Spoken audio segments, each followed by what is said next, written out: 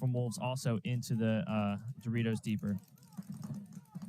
Static player here on your screen. Well, static jersey on for Low Gravity. These are the guys that they brought in. We'll see how they can do for his team. That's Richard Smith in the 50 Snake now.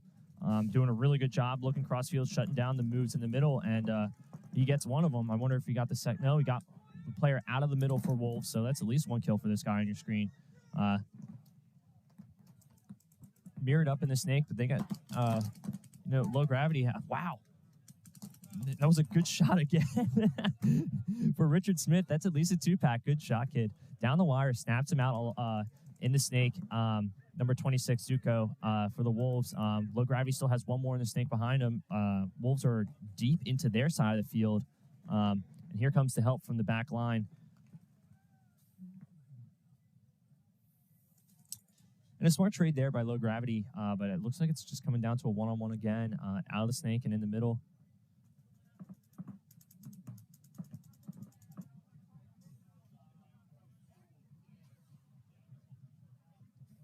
And Wolves are going to get that point, it looks like. Wow. And that was a good point. See, the scoreboard does not reflect how good that game was and those points were.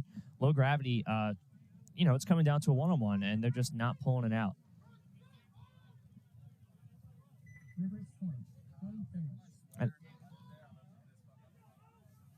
And it is a little chilly here today. The wind is starting to come through, and paint's shooting good, though. And Wolves are going to get that win, 4-0 as well against Low Gravity. And, hey, moving the day right along here. We were a couple of minutes late to start, but we are rocking and rolling without any overtime, so it's looking good to me. 5 minutes till we go. I got Brotherhood of Chaos and One Ball coming up next. I have Sin Mob and Saboteurs in the next set. Comment, let us know, what teams you got picked to win.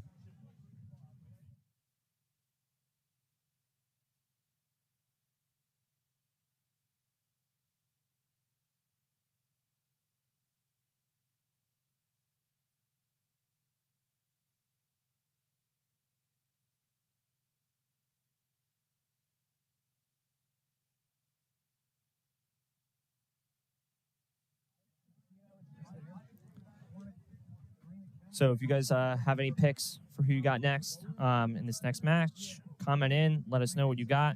I'm seeing Brotherhood of Chaos and One Ball. One Ball is this is their first TSXL. They are from Albany. These guys are gonna be in purple. I was talking to them earlier in their parking lot. Pretty excited to play this. Sin Mob and Saboteurs. I was talking to them earlier today too. These guys all look good. We've seen them before, so let's see. We'll see what they can do here. A couple more minutes till we go.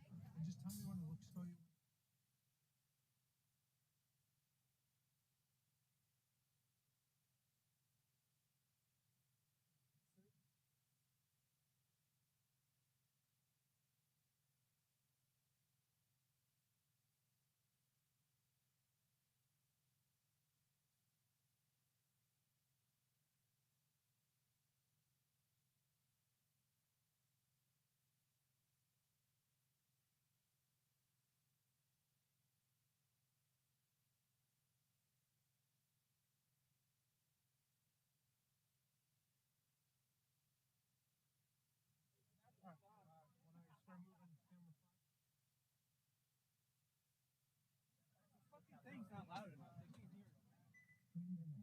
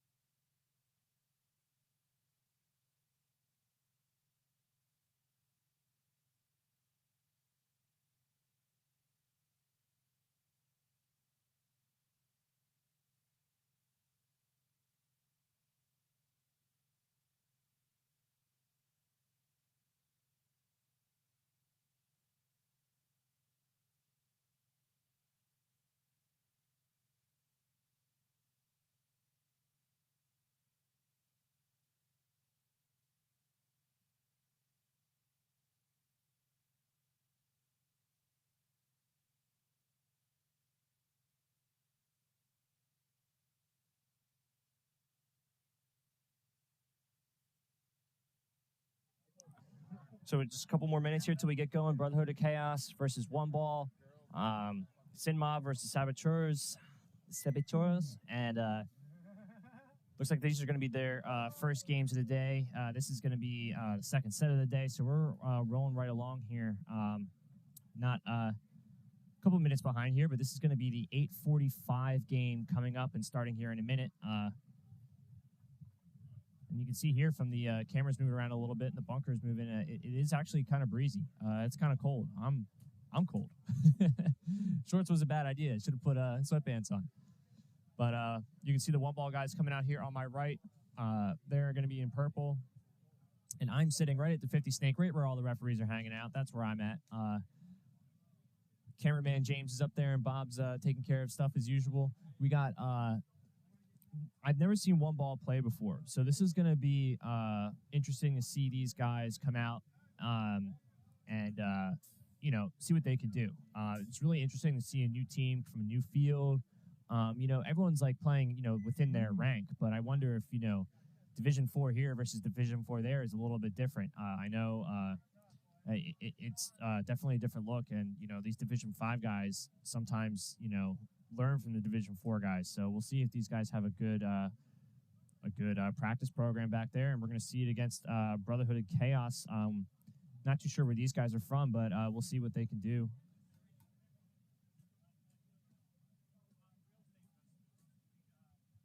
I'm getting ready to go. 30 seconds. I was about to say, we got to get going here soon. Yeah, guys, comment in who you got picked here. One Ball purple on my right. You can see that right on your screen there. Against Brotherhood of Chaos.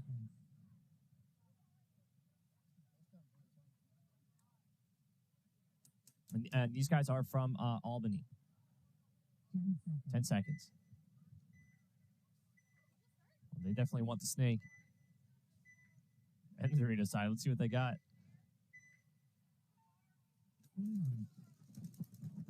There it is. Good slide into the little W here. Call that insert like the God area. Just getting in there is a pretty difficult spot to make, so props to him for getting in there, doing a good job. Dorito side here. These guys are doing a really good job at taking a walk early. As one of the One Ball players made it in there okay, but lost his first gunfight. Brotherhood of Chaos is wide on Dorito's side, but One Ball is up into the brick now. Doing a really good job of stopping the snake, and they are mirrored up in the big bricks in the middle.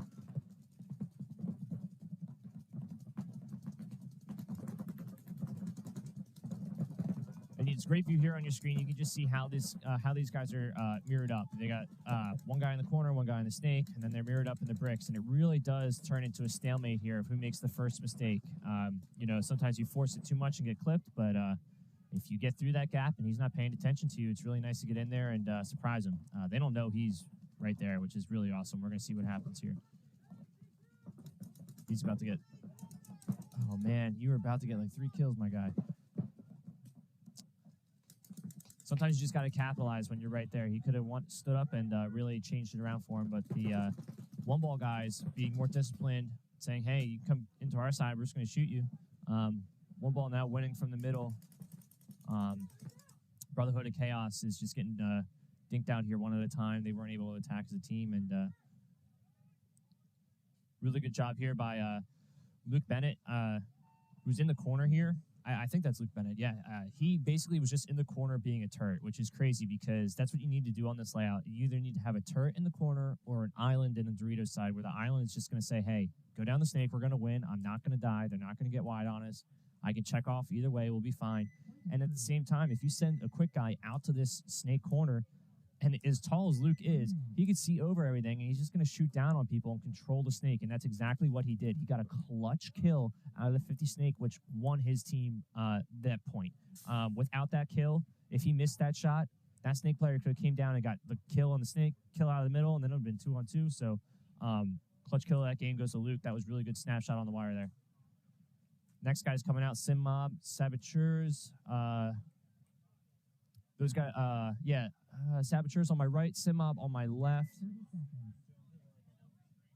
And we're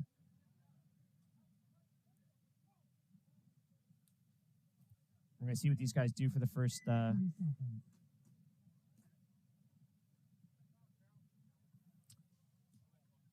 first point here. You know, a lot of teams have been sending the snake just to see if the guns are even dialed in yet. And in Division 5, I say shove it. Their guns are probably not dialed in. So if you're playing D5, you might as well run for it because they're not shooting that gap. And yeah, I agree with the move. Oh, wow. Look on your screen here. They got Snake 2, the brick, the left brick, and the right brick. They are coming for it. That is Saboteurs on your screen. I think that's Russ, Jacob, and Brandon doing a really good job over here for Saboteurs. Snake 1, I think, is going to be Jordan Masters over here. He's going to be in the Snake, just trying to see what's going on. But he's like in Snake 2 doing a good job. And what do you mean they got all the 50s? On your screen, you can just see these guys setting up a trap, but it seems like they're still switching around, trying to find kills. Number 88, really high IQ play here. I think he's just moving his bunker, trying to get someone to draw the gun out to see if anyone's stopping the gap to fill into the Snake. It looks like his plan is to go up and over. I like that play. But on the Dorito side here, you gotta get going. On your screen here, these guys are not far apart there at about the 50-yard line, right there, right down the middle of the screen, and they are not far away. Great move up to the next bunker, into the Snake. There's a tall guy on Saboteurs.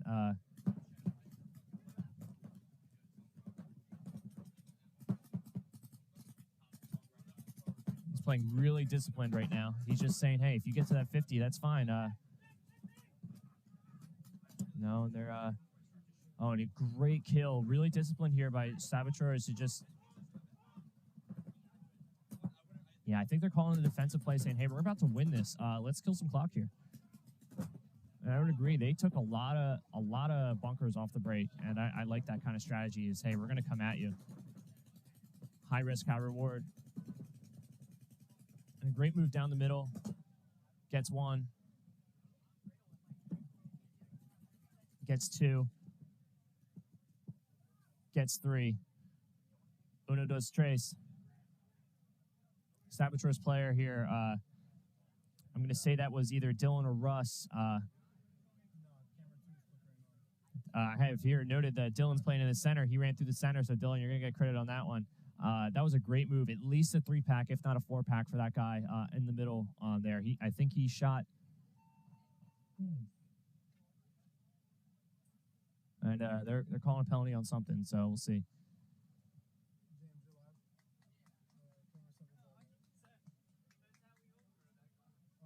And head referee there trying to make sure he gets the call right.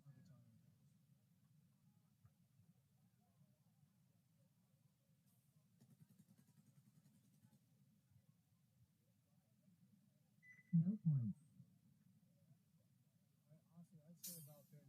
I'm hearing no point from the head referee. We're going to see if we can.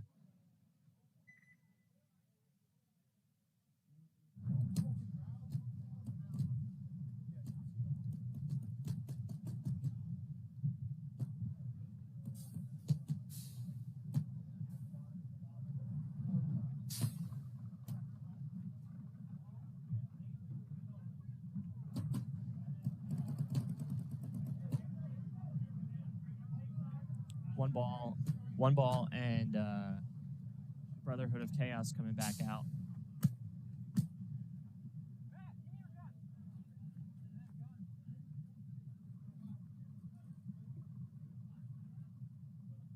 One ball. These guys looked really good last time. They're up 1-0. I'm going to confirm that there was no point. I heard the no point on the clock go off. And Justin, the head ref out there, has the buzzer in his hand, so he can do it all properly. You know, just like the big leagues here. So, basically a remote for the scoreboard, so the referee can. The referee can just call it on the field as it goes. He can stop the buzzer right then and there, bang bang, if needed, for the most accurate clock. Time on the clock. And one ball guys here on your screen now on the left side of the field. Brotherhood of Chaos coming out. All 3 of their matches are on the live stream field today now. That's talking about bang for your buck. So let's see these guys get some points on here. One ball location. I'm seeing there's also Troy, New York. Their home field is Capital Combat Zone. They primarily play at Matt's Outback Series.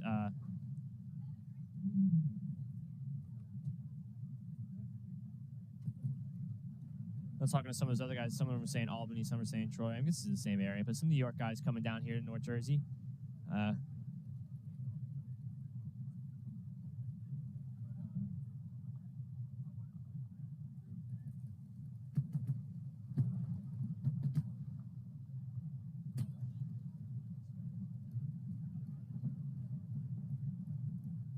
So let us know who you guys got picked for this next set or this current set. You know, One Ball versus Brotherhood of Chaos, Saboteurs and Sin Mob.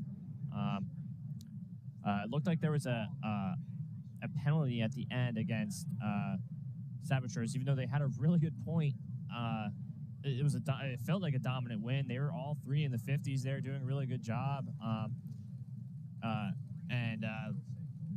Minor was assessed late. I saw it out of the corner of my eye. It didn't look like it even happened in the play. So maybe someone had a hit on them after it all went down, which it's a penalty. You can't do that. And they pulled the remaining players. So in my eyes, the minor penalty was assessed, and they pulled all the live players, so there was no point. But we can confirm that as we're coming up to this next set as well.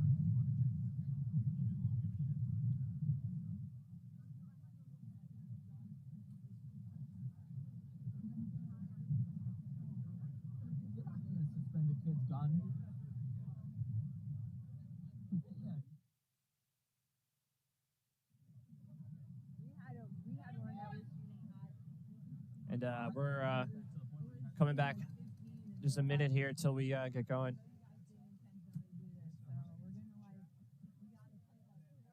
This is really interesting here because if the Saboteurs didn't get that penalty, we're able to just kind of play without that minor. They would definitely be up 1-0 here, so that might come back to bite them. You have to get all the points. Every time you hit the field, you can't really give up an opportunity where you win a point. These are all 1 or 2 point games. It's very close. These faster layouts can be higher scoring, but I've also seen this layout kind of slow down if it goes 3-on-3 with a lot of people in the big bunkers. It's really hard to dig them out. So you have to be cautious of, like, hey, high scoring, really bang bang versus, like, hey, can this game go 2 or 3 to 1?